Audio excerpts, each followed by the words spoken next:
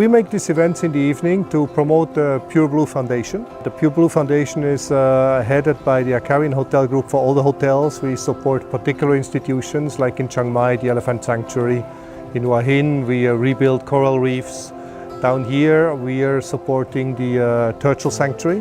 What we're doing is twofold, basically. One is to support an institution, and the other part is to get the general public and the people around us involved.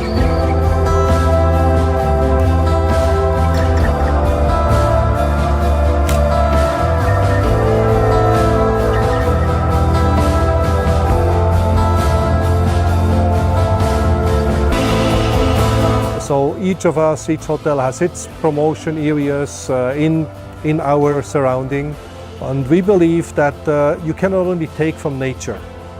We're here in a resort, we live the sea life, we need to give back. We cannot only take. So tonight is all about giving back.